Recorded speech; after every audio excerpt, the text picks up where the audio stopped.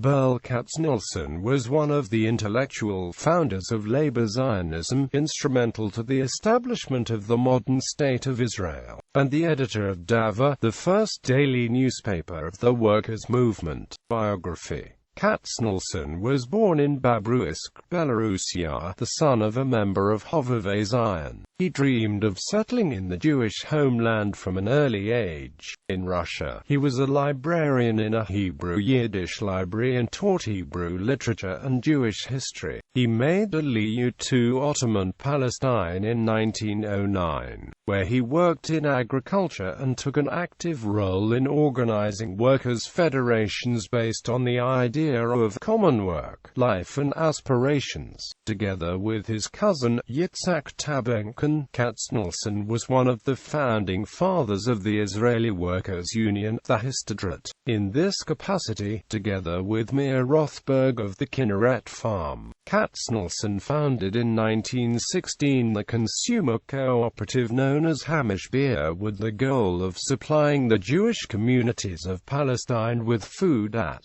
affordable prices during the terrible shortage years of the First World War. He helped to establish the Clalit Health Services Sick Fund, a major fixture in Israel's network of socialized medicine. In 1925, together with Moshe Beilinson, Katznelson established the Davar daily newspaper and became its first editor, a position he held until his death, as well as becoming the founder and first editor-in-chief of the Umoved publishing house. Katznelson was well known for his desire for peaceful coexistence between Arabs and Jews in Israel. He was an outspoken opponent of the Peel Commission's partition plan for Palestine.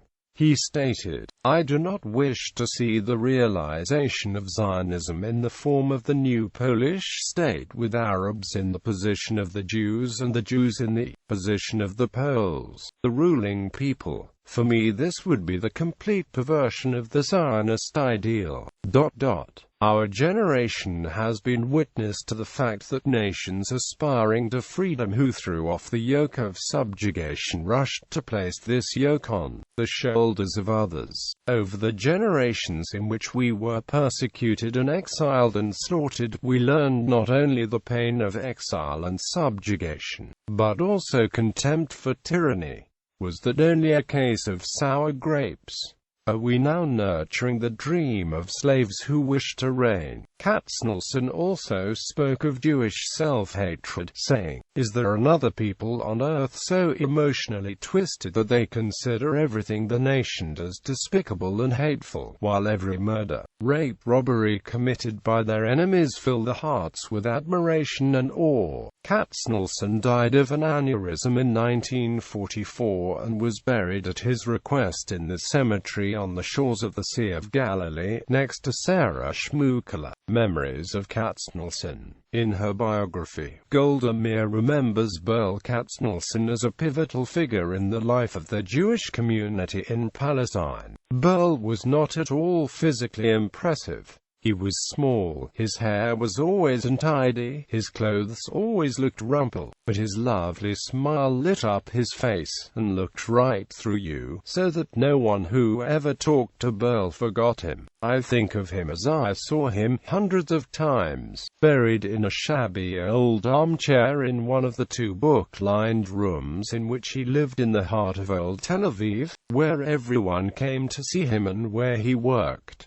Berl would like you to stop by. It was like a command that no one disobeyed. Not that he held court or ever gave orders, but nothing was done. No decision of any importance to the labor movement in particular, of the Yishuv in general, was taken without Berl's opinion being sought first. Commemoration. Katznelson is commemorated in many places in name.